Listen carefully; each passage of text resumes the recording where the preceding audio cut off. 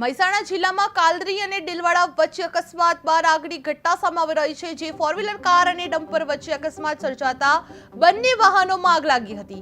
આગ એટલી ભયાનક હતી કે કાર સંપૂર્ણ બળીને ખાખ થઈ ગઈ હતી, જ્યારે ડમ્પરના પાછળના ભાગમાં પણ આગ લાગી હતી। જે આ ઘટનાને પગલે મોટી સંખ્યામાં લોકોના ટોળેટોળા એકઠા થઈ ગયેલા જોવા મળી રહ્યા હતા।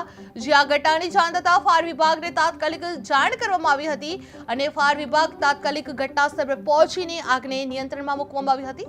સદનસીબે આ ઘટનામાં કોઈ જાનહાનિના સમાચાર સામે આવ્યા નથી, પરંતુ કાલરી ડીલવાડા વચ્ચે ગમખ્વાર અકસ્માત સર્જાયો હતો। અકસ્માત બાદ આગ લાગી હતી, જે કાર અને ડમ્પર વચ્ચે ભયાનક અકસ્માત સર્જાયો હતો। જે આગમાં કાર સંપૂર્ણ બળીને ખાખ થઈ ગયેલી જોવા મળી રહી હતી, જે ડમ્પરના પાછળના ભાગે આગ ભભૂકી ઉઠી હતી। સદનસીબે કોઈ જાનહાનિના સમાચાર મળ્યા ન હતા।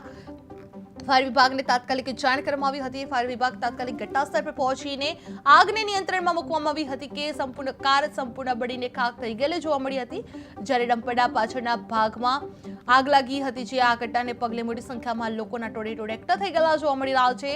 જે આ ઘટનાની જાણ થતાં ફાયર વિભાગ પણ તાત્કાલિક જાણ કરવામાં આવી હતી। સદનસીબે આ ઘટનામાં કોઈ જાનહાનિના સમાચાર સામે આવી રહ્યા નથી।